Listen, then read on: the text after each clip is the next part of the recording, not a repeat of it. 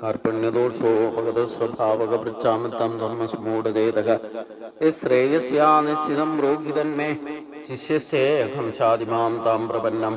ओं नमो भगवते वासुदेवाय। ओं नमो भगवते वासुदेवाय। ओम श्री कृष्णाय परब्रह्मणे नमः। सभी सज्जनों को भगवान का नाम से और मोहन जी का नाम से सादर प्रणाम। हम लोग भगवद गीता का 7वां अध्याय ज्ञान विज्ञान योग 25 श्लोक तक पिछले दिन विचार किया था। आगे 26वां श्लोक से लेकर 30 श्लोक तक विचार करके इस अध्याय को समर्पित करेंगे। योग माया से सत्व रज तमो गुणों का खड़ना से या उसका प्रभाव से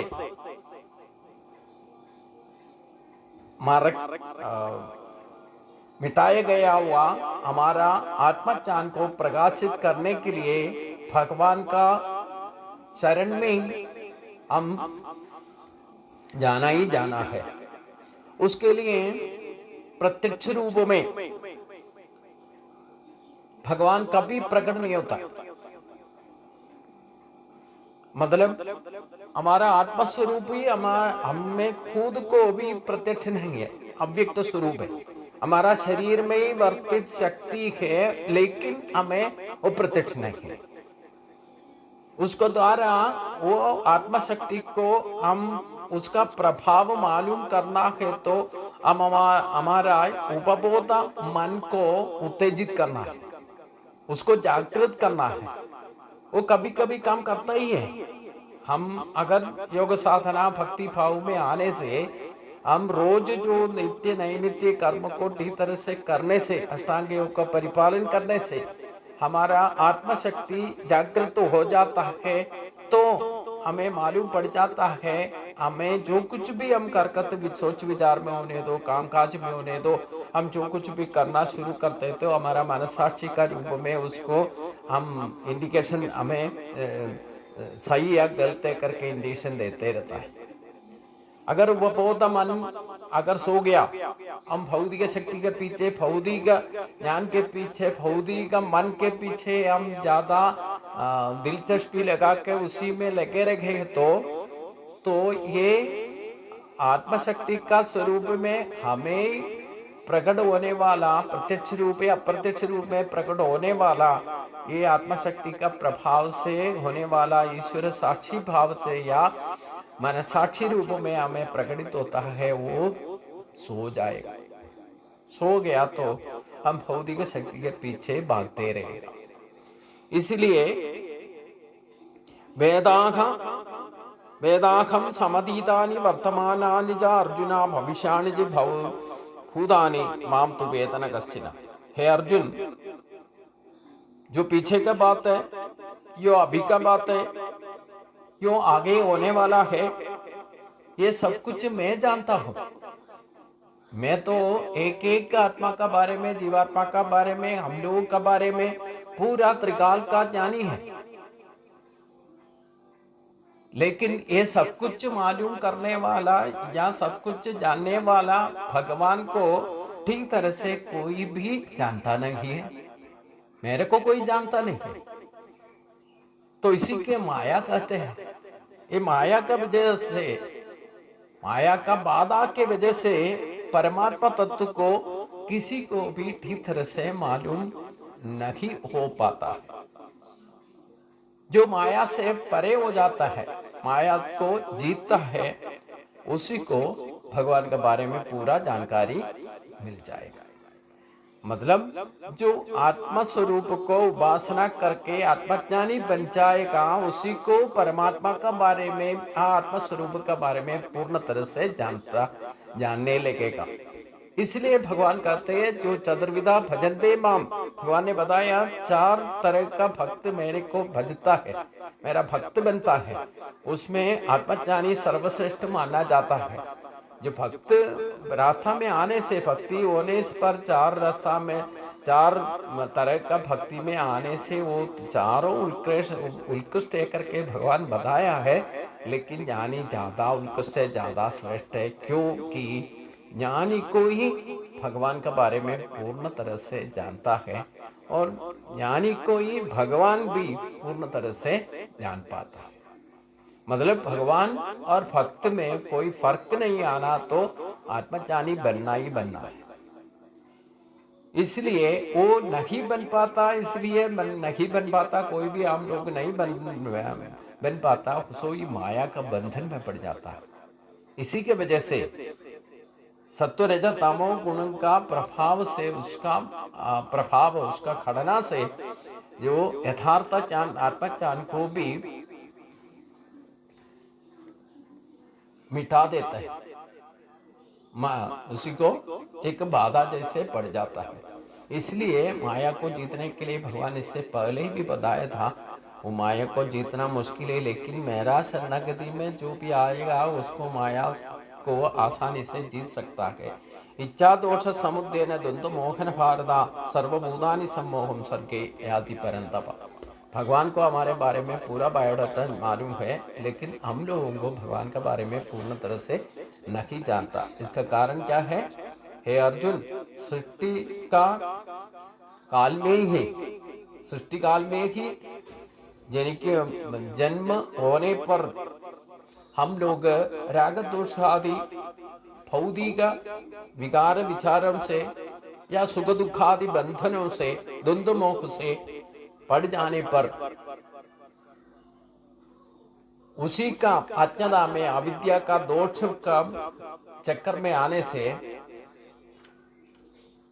सभी जीवगण मौढ़्यते प्राप्त होता है। तो सर्व जीव प्राणी जो मोह वलय में, मोह का चक्कर में आ पहुंचने पर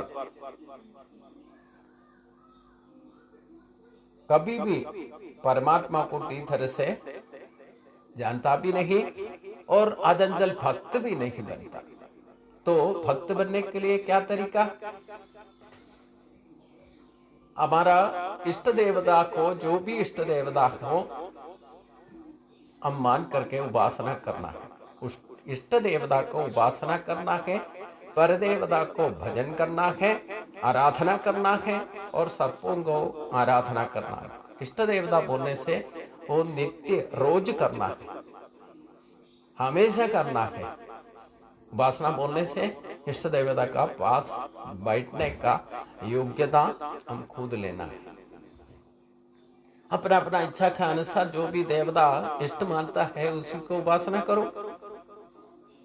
वही भगवान हमें स्वातंत्र मिला है, उसका फर्क भी हमें इसी अध्याय में भगवान ने बताया था। यो यो याम याम धनि भक्त सत्यार्चित मिच्यति तस्य तस्याचलाम श्रद्धा तामेव विदधाम्यहम्। श्रद्धा स्वरूप से अपना इष्ट देवता को जो भी है आपका इच्छा का अनुसार पढ़े तो उसको उपासना करो। जो मेरे को ज्यादा पसंद करता है श्री हरि को भजन करो। उसका डिफरेंस क्या है, उसका फर्क क्या है, वो भी भगवान ने बताया। अगर आप मेरे को छोड़ करके अलग अलग देवता जो भी आप मानते हैं उनको भजन करने से आपका इच्छा का अनुसार इष्ट भोग जो है, जो भी आपको देने वाला मैं ही हूँ, लेकिन मेरे से भजन करने वाला, मेरे से मांगने वाले को मैं डायरेक्ट देता हूँ। अलग अलग देवता को मानने वालों को अलग अलग देवता का अनुसार, आपको इच्छा अनुसार पूरा इष्ट भोग देता हूँ, लेकिन वो प्रेयस है। मेरे से जो भी मिलेगा वो श्रेयस होगा। इसका डिफरेंस, इसका अंदर क्या है, हम खुद मालूम करना चाहिए। अपना अनुभव से ही, हम बोलने से भी नहीं होता, अपना अपना अनुभव से आपको प्रेयस चाहिए या श्रेयस चाहिए करके, तो प्रेयस क्या है तो श्रेयस क्या है, उसका डिफरेंस क्या है, हम खुद मालूम करना चाहिए। जो भी आपको प्रार्थना बल से, प्रार्थना का अनुसार अभिष्ट सिद्धि के लिए भगवान को इष्ट भोग मानो, वो जो भी देवता को आप भजन करता है उसी देवता का द्वारा ही भगवान श्री हरि देता है। लेकिन वो प्रत्यक्ष रूप में आपको फायदा में मिलेगा, लेकिन बाद में वो नष्ट हो जाएगा तो दुखी होना पड़ेगा। हो सकते है तो आप प्रार्थना बल से लिया हो, लेकिन वो शाश्वत नहीं है। उसी को जो भी नष्ट हो जाता है, कुछ दिन के लिए प्रत्यक्ष हो जाता है, उसके बाद जो भी नष्ट होने का कोई वस्तु, भौतिक सुख भोग जो कुछ भी है, वो प्रेयस माना जाता है। अगर श्रेयस मानने का, श्रेयस आपको चाहिए तो श्री हरि को ही भजन करो। इसका अंदर भक्ति का जो डिफरेंस क्या है, भगवान खुद बताया हुआ है। इसलिए लेकिन क्या है, हम लोग शुरू से लेकर, जन्म से लेकर बंधन में पड़ जाने के कारण हम भौतिक वस्तुओं के पीछे हम अज्ञाता का स्वरूप होकर के जन्म लेता है। क्योंकि सृष्टि में ही ब्रह्म प्रजापति पहले सृष्टि किया था, जो अविद्यादि दोषों को सृष्टि किया था, वो उसका अविद्या के वजह से, अज्ञाता का वजह से हम भौतिक बंधन में जन्म से लेकर बंधन में पड़ जाता है। इसलिए हम जन्म लेते रोना शुरू कर देता है। यही सबसे बड़ा अविद्यादि दोष है। अगर हमने रोया नहीं है तो भी हमारा साथ वाला हमें रुला देगा, क्योंकि सभी सोचते हैं अगर रोने पर ही सांस लेता है। जो बच्चा रोते नहीं है उनको पीट करके रुला देगा। यही भौतिक बंधन है, ये अविद्यादि दोष है। तब से लेकर जिंदगी पर रोते रहेगा, आगे जाकर के क्या होगा, हमारे साथियों को फर रुला करके हम चले जाएगा। यही हम पुनरावृत्ति में आ जाता है। इसलिए भगवान कहते हैं इसका बीच में हम भौतिक शक्ति का बीच में, भौतिक मन के साथ में, भौतिक वस्तुओं का बीच में जिंदगी बर्बाद करेगा, वो अज्ञाता की वजह से होगा। इसी के लिए इसी का बीच में अगर भक्त भी बन जाता तो भी ठीक तरह से मेरे को पहचानता नहीं है कोई, क्योंकि सर्व जीव प्राणी अपना इष्ट भोग के पीछे, भौतिक शक्ति के पीछे भागते रहेगा। उसी का जन्म वासना से, उसका जन्म वासना बल से वो सभी जन्म लेते हैं। इसलिए परमात्मा को ठीक तरह से भजन करने का ही टाइम नहीं बोलेगा। येषां तो अंतगतं पापं जनानां पुण्यकर्मणां ते द्वंद्व मोह विनुर्मुक्ता भजन्ते दृढ़व्रता। कौन भगवान को भजन नहीं करेगा, भगवान ने बताया। अभी कौन भजन दृढ़ता से सत्ता स्वरूप भगवान को भजन करेगा, जो पुण्य आत्मा, पुण्य कर्मों को सुकृति जन होगा, उस जन्म जो पापराहित हुआ है, वो सुख दुख द्वंद्व भाव से जो भी मुक्त हो जाता है, समा अवस्था को हासिल करने वाला, ठीक तरह से भगवान को पूर्ण रूप से जान करके दृढ़ निश्चय के साथ भजन करेगा। पहले भगवान ने बताया कौन मेरे को भजेगा नहीं, मेरा भक्त कौन नहीं बनेगा। जो भौतिक बंधनों का पड़ जाता है, तो कर्म बंधनों में पड़ जाता है, वो ठीक तरह से मेरे को भजेगा नहीं, मेरा भक्त नहीं बनेगा। और मेरा भक्त जो भी बनेगा उसको पूर्व जन्म का सुकृतों का वजह से पापराहित जिसको हासिल हो गया, वो सुख दुखादि द्वंद्व भावों को समचित्तता से अनुभव करके, जो मोह वलयों से मुक्त होकर के निश्चय दाढ़ी के साथ, दृढ़ निश्चय के साथ अचंचल भक्त बन मेरा भक्त बनेगा। उनको फिर क्या होगा, जैसे पुण्य कर्मों को, सुकृतियों को पुण्य कर्म करके, पूर्व जन्मों के अनेक पुण्य कर्म करके उसको सुकृति जो बन जाता है, उसी को ही पापराहित मिल जाता है। जो अर्जुन ने खुद पापराहित होने पर ही भगवान से डायरेक्ट ये तत्व का उपदेश मिलने का हक मिला हुआ, नहीं तो नहीं मिलेगा। हम लोग भी गीता पढ़ने से ठीक तरह से उसको मालूम करने का, आत्मशुद्धि जिसको हासिल हुआ है, मतलब जो भी पापराहित हुआ है, उसी को गीता इस तरह से पढ़ने का मौका मिलता है, अवसर मिलता है। इसलिए हम देवी के संपत्ति के साथ ही जन्म लिया हुआ सुकृति जन है। देवी के संपत्ति के साथ में जो जन्म लेता है वो सुकृति पूर्व जन्म कर्म पुण्य कर्मों का वजह से सुकृति जन बन जाता है। उनको ही पापराहित हो जाता है, उनको ही भगवान का बात सुनने का मौका मिलता है। इसलिए ऐसे जो भी ऐसे अवसर मिल जाता है उसको पूर्ण रूप से प्रयोजन लेना ही चाहिए। ऐसे अवसर को कभी नष्ट नहीं होने देना, क्योंकि हर एक आदमी को थोड़ी मिलता है, ऐसे मौका थोड़ी मिलता है। अगर पाप राहित नहीं होता, आपको मौका मिलने पे भी, अवसर मिलने से भी आप ठीक तरह से उसको यूज नहीं कर पाएगा। अब इसी ग्रुप में भी कई आदमी होगा, उनको इसको जानने के लिए इच्छा के साथ ही ग्रुप में ज्वाइन हुआ, लेकिन उनको पापराहित नहीं होने पर ठीक तरह से इसको मालूम नहीं पड़ेगा, या अवसर मिलने पर ठीक तरह से उसको अवसर को अपना जिंदगी में ठीक तरह से प्रयोजन में नहीं भी ला सकता। इसलिए पापराहित जरूर बनना ही बनना है। उसके पापराहित बनने के लिए क्या करना है? कलयुग में आसान है। नाम संकीर्तनम यस्य सर्व पाप प्रणाशनम प्रणामो दुख शमनम तम नमामि हरिम पदम। ये भागवत में लास्ट में भगवान ने बताया हुआ है। कलयुग में आपको पापराहित बनने के लिए सबसे आसान तरीके, वेद वैदिक मार्गों का पीछे भागदौड़ करने का कोई जरूरत नहीं।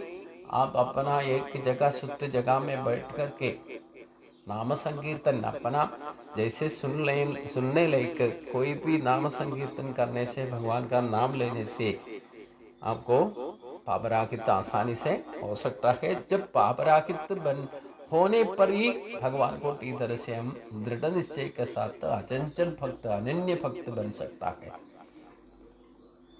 तभी तो जरा मरण मोक्षाय मामासति यदन्ति एते ब्रह्म तत्वदि कृष्ण आध्यात्म कर्म जाग्य।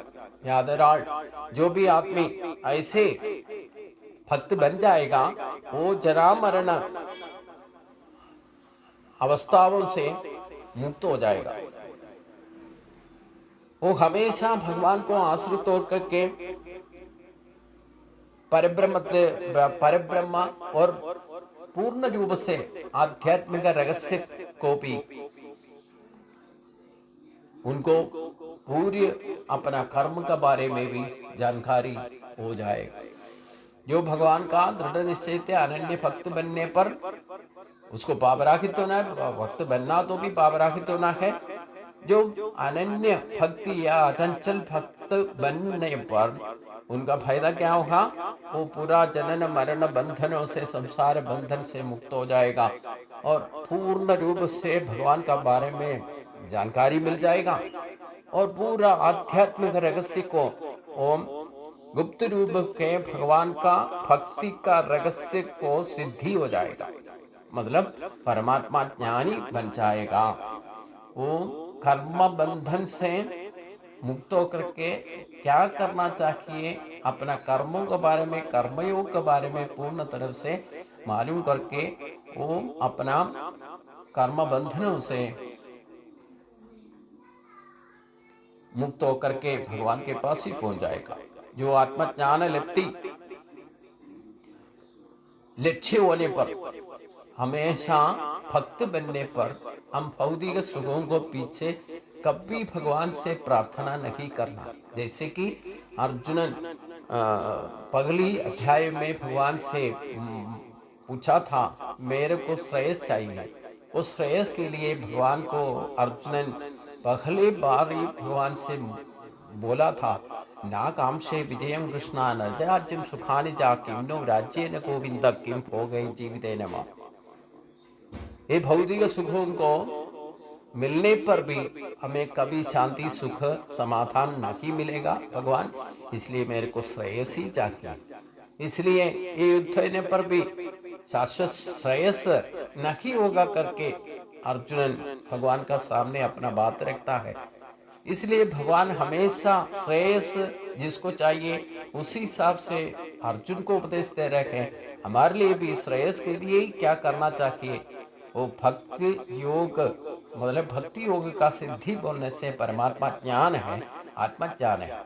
वो आत्मज्ञान ही जब तक नहीं बनेगा, वो ठीक तरह से भगवान को भी जान पहचान नहीं होगी। इसलिए भगवान फिर कहते हैं, साधिभूतादि दैवम मां साधि यज्ञम चये विधुम प्रयाण काले अभिच माम ते विदुर्युक्त चेतसा। जो जिंदा जीते ही भगवान को ठीक तरह से मालूम करेगा, वही आदमी मरण का मृत्यु होने पर भी भगवान के पास ही पहुंचेगा। जो निरंतर हमारा सोच विचार जाग है, जिसका बारे में है, वही विचार हमारा मृत्यु का टाइम पे भी वही विचार आएगा। इसलिए भगवान कहते हैं, जो आदिभूत आदि देव आदि यज्ञ, इनके साथ में पूर्ण रूप से दृढ़ मन के साथ जो मेरे को भजन करेगा, मेरा भक्त बनेगा, वो मृत्यु होने पर भी मेरे पास ही आएगा और कहीं जाने का सवाल ही नहीं उठता। ये बताते हुए इसके बारे में आगे अध्याय में, अगले अध्याय में भी भगवान विस्तार रूप से बताएगा। इसी के साथ ही इसी अध्याय को भगवान का चरण में समर्पित करता हूँ। ओम तत्सत। इति श्रीमद् भगवद गीता उपनिषत्सु ब्रह्म विद्यायां योग शास्त्रे श्री कृष्णार्जुन संवादे ज्ञान विज्ञान योगो नाम सप्तमोऽध्यायः। सर्वत्र गोविंद नाम संकीर्तनम, गोविंदा हरि गोविंदा।